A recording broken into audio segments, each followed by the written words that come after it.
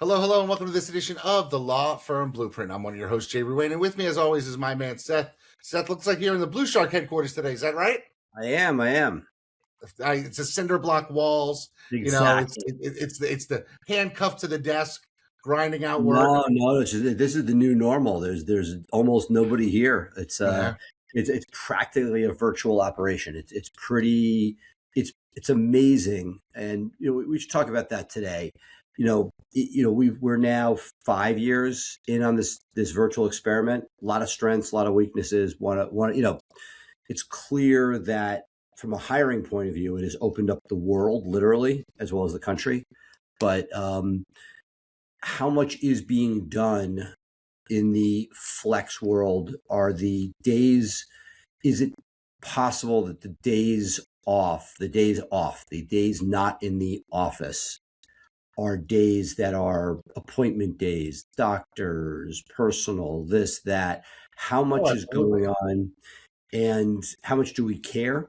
Is it, do you just play your KPIs and that's all that matters? Should you care more when you know that stuff is not right? At the same time, when it's fully virtual, I don't think about that as much.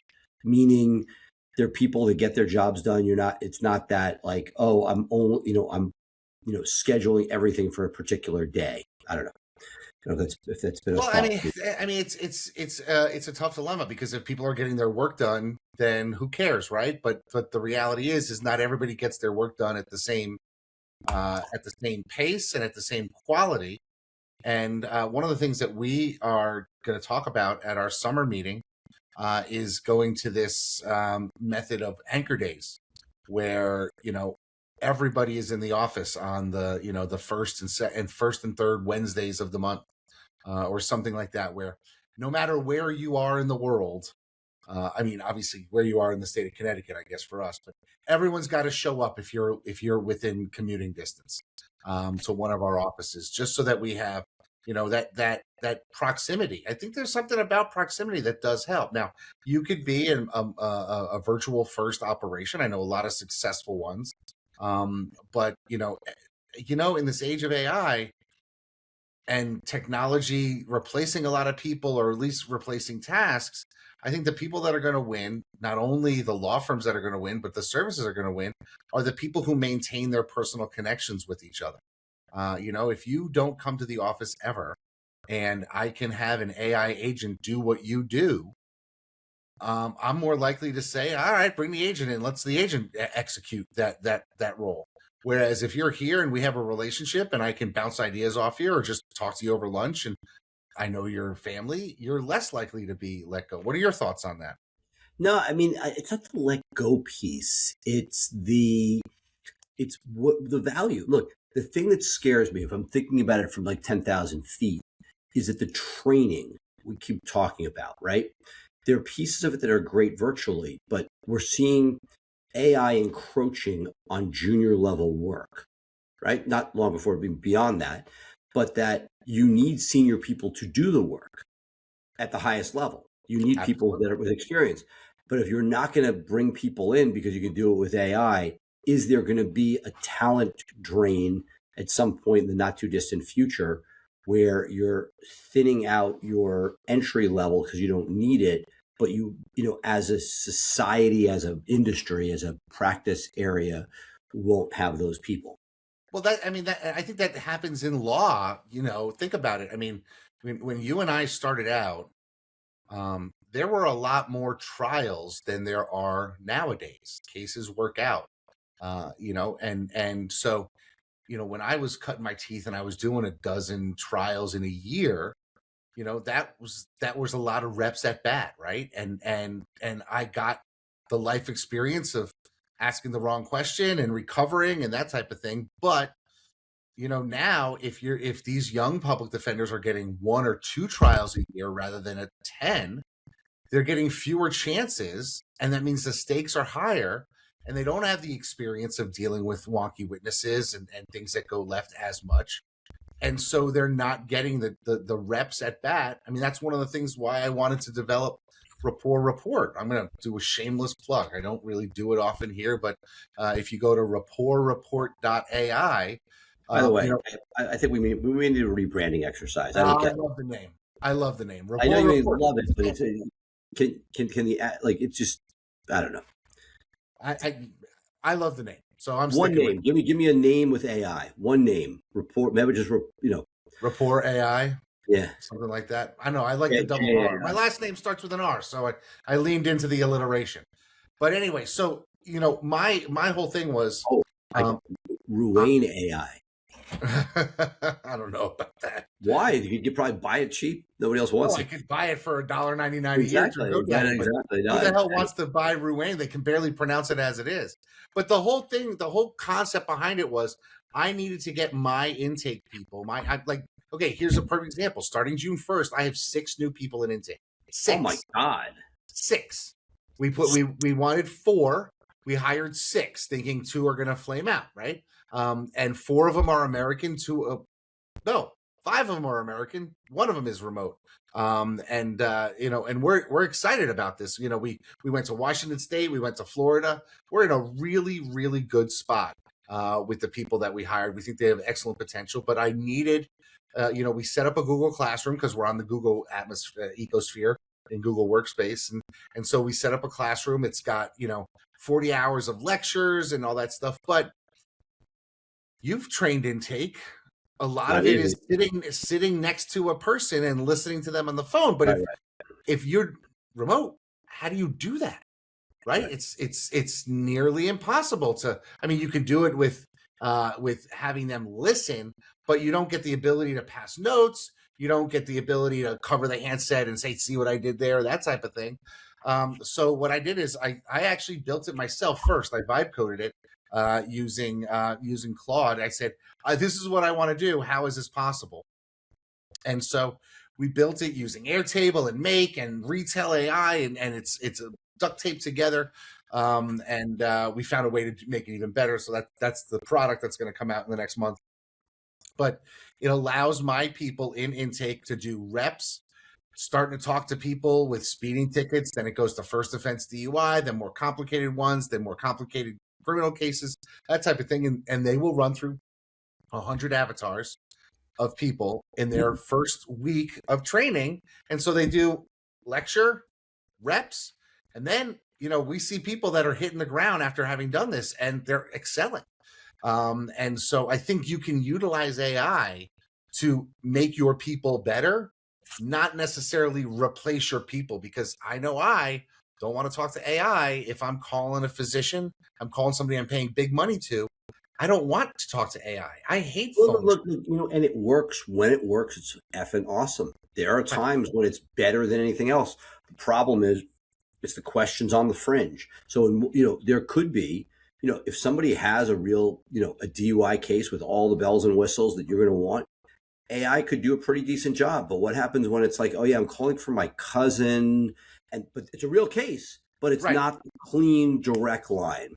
Yeah, I mean, all of those things matter. And so I think the firms that are going to win, in my opinion, are the firms that utilize AI to make their human connections better. Well, And funny. and so I'm going to put it in reverse order to okay. my Monday night. So we normally start the show with personal stuff, and it'll land with went to Knicks game 4, got to see the sweep. It was freaking awesome. Nice. But pregame, we blew off dinner. We go down. We're standing courtside, and the usher comes to sort of push us out of our front row seats for. Wait, you didn't have front row seats, Seth? Well, I mean, it was much more reasonable than New York, mind you. And Knick fans were not allowed to buy the front row. So we were I was standing in the first row of the non-pullout seat right behind the Knicks bench.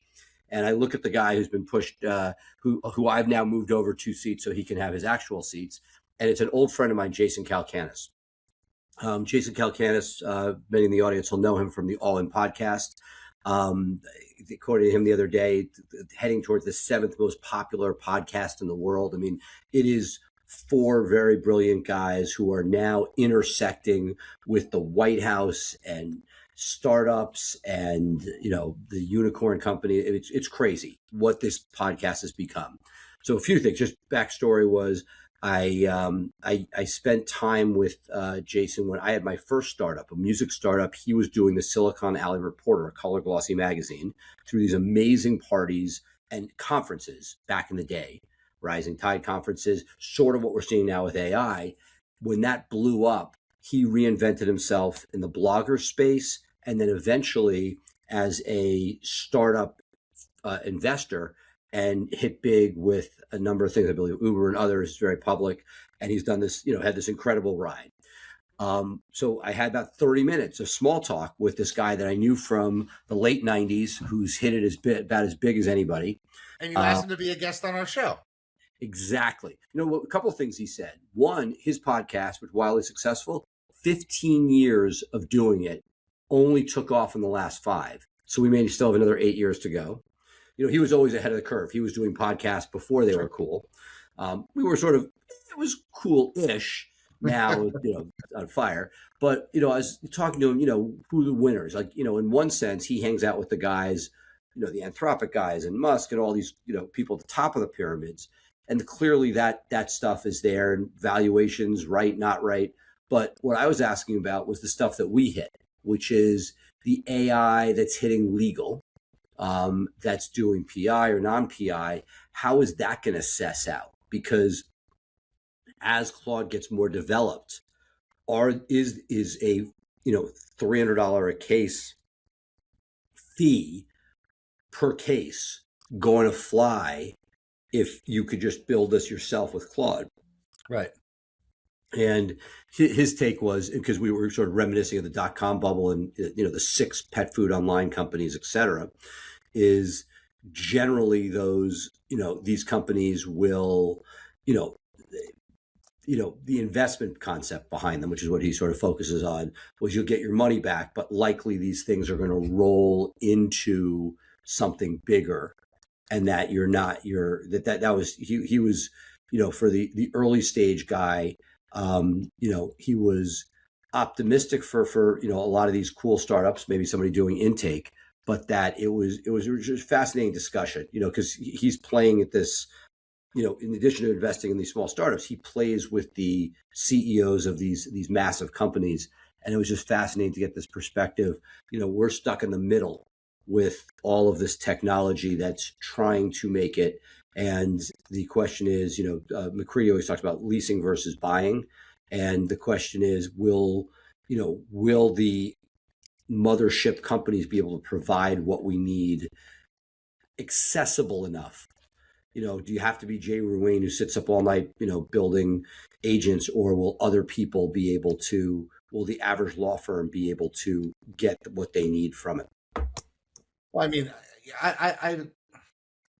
I like building the agents. I'd love to be able to have an off the rack thing that I could buy and plug in. I just don't know what would you pay for it is the question. If it were the right thing. I mean, if it were the right thing, I'd pay. You didn't go the case management route. You've done. No, but I spent $500,000 on my own. No, but you tinkered with yourself, meaning there are going to be people. Yeah, because I started building mine before any of these ones existed. Understood, but at some point they were there and robust and could help out. And so that, it was an interesting life moment. I'll write more about it on LinkedIn, but it was fascinating, to watch a guy who has, we're talking about pivoting, major pivots in life to end up where he is. Well, I think if you're constantly moving, a pivot becomes a lot much easier, and that's something that we have to think about. So that leads me to my big question for today. And I've been thinking about this because this is something that I like to think about every year. But let's say you are a young lawyer in the greater DC area, and you see this Godzilla called Price Benowitz. Now, Seth, I want you to take off, not literally, you can still wear it, but take off that Price Benowitz hat that you're wearing, and figuratively tell me how you would advise this young lawyer on how to beat Price Benowitz. Now, I know you're not going to beat him in 6 months because you've got 20 years of institutional inertia, that's rolling along. But how would you beat your firm? Because I like to ask myself this every December. So I'd say on on the criminal side, for example, I don't think I would advise somebody to go all in to beat us. I'm not bullish on some of this stuff. Okay. So there are areas where, like, oh my God, there's a massive opportunity versus others where be careful what you ask for. I'm watching, interestingly enough, on the PI side. And I think that what I've noticed, and we are a substantial player in this space, but there are lots of awesome players. Um, that what I'm watching people do is everybody's doing something different. One guy does bus shelters, another guy's doing buses, another guy is doing billboards in Baltimore, and everybody's digital at some level, but that I think what they're doing is, what can I do that differentiates me to get market share? And I think that Yeah, but I that's mean, to be honest with you, bus shelters and buses are not different. They're one and the same thing. I mean, yes, at a well, micro level, yes, but I'm well, at a macro level, it's brand in a large market using it's the same thing as putting up signs in a bodega for Newport cigarettes and paying $400, getting paid $400 a month for it's the eyeballs. space. But what you're saying is, but right. So the question is, how are people getting eyeballs, and how are they competing against Morgan and others?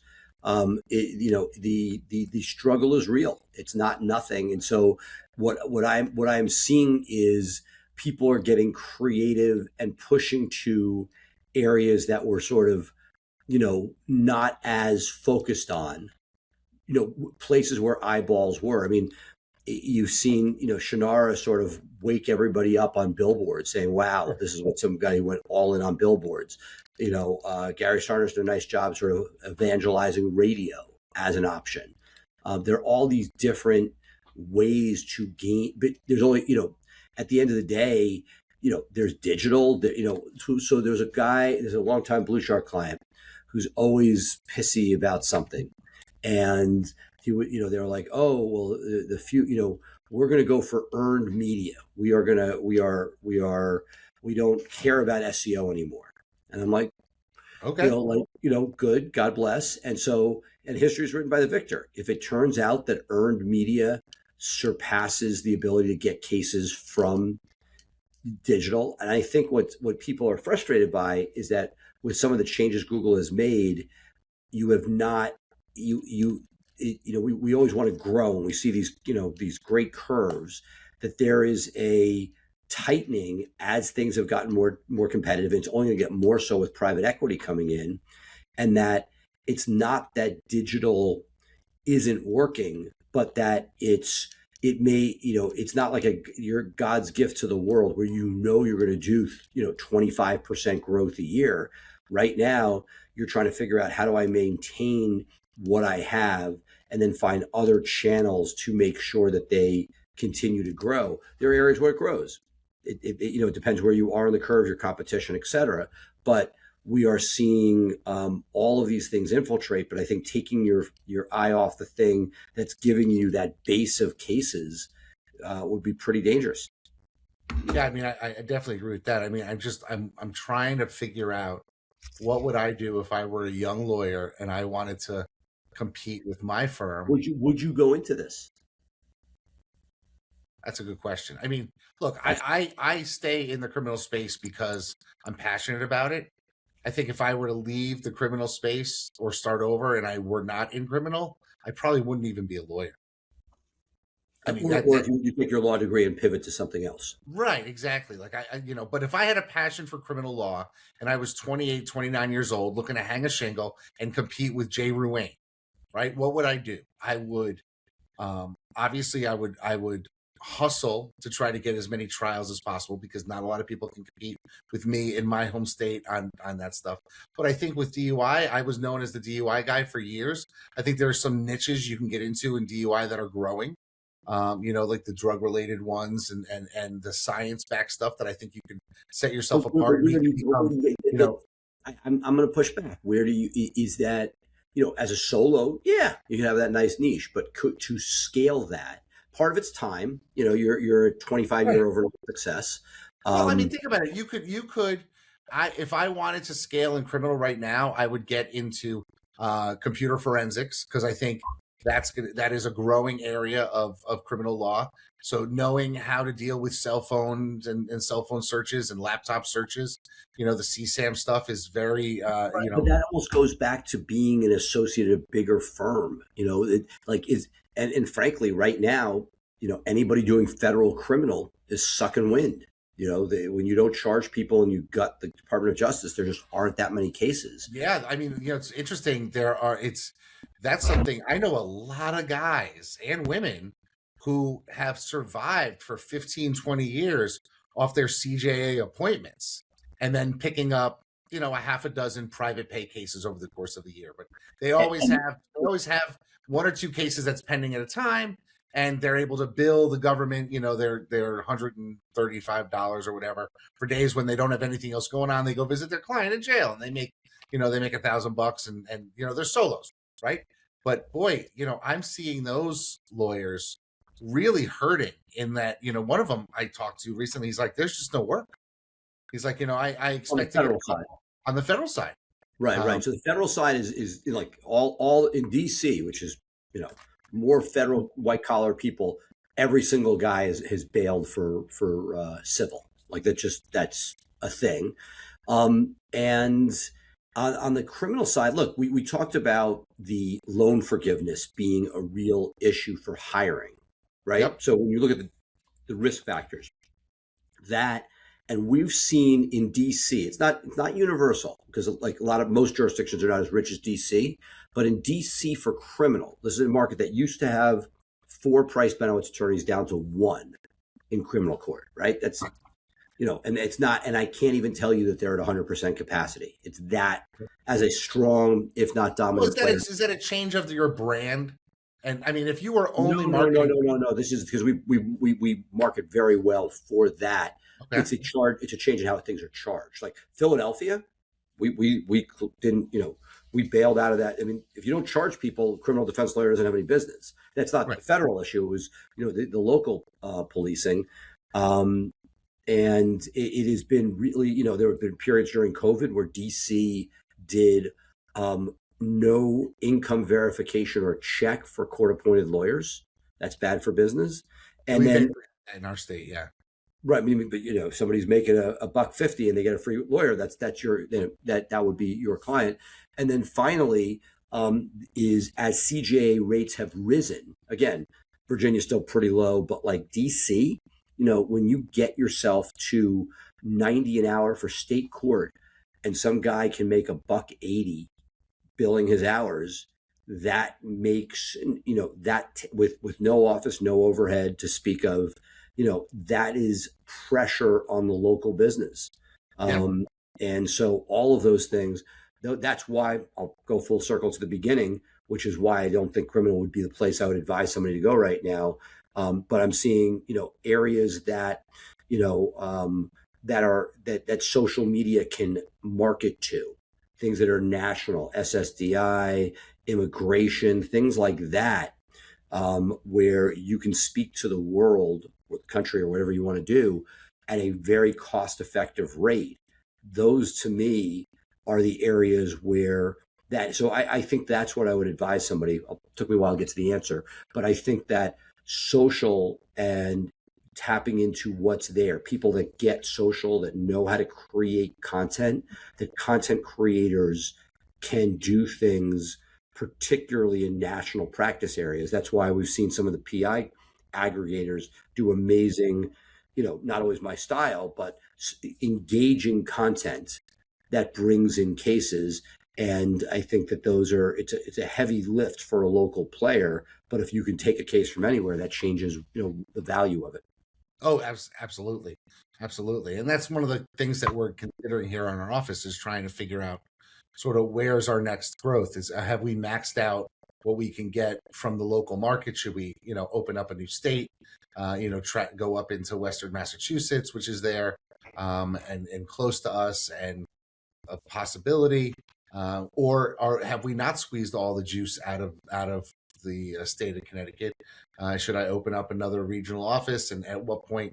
You look at the expansions of things like the Goddard School, right? That preschool type thing. They are in all the big markets already, and so now they're opening up in smaller markets, and they still seem to find people to fill, even though the millennials are having fewer kids and that type of thing. So the question is, how do you identify the areas that you're going to open your next office in? Do I go up to Springfield, Mass, which is a big city, and try to compete up there, or do I find a smaller city in Connecticut that's really ripe for taking over and not have to create new systems, et cetera? And that's a question that we have to discuss here at our firm to decide, where we go. Or are there courthouses objectively that you are not getting the cases, particularly online, from? The only courthouse that we really don't target is down in the southwestern part of the state, Stamford. And we have a mutual friend who really has cornered that market. And I said, I'm not going to bother to drive up both of our advertising costs and advertise and market heavy in that space. No, I meant throughout. I know you market everywhere, but are there courthouses? Number of private attorneys. There's a couple of courthouses where I think we're light and we can get more.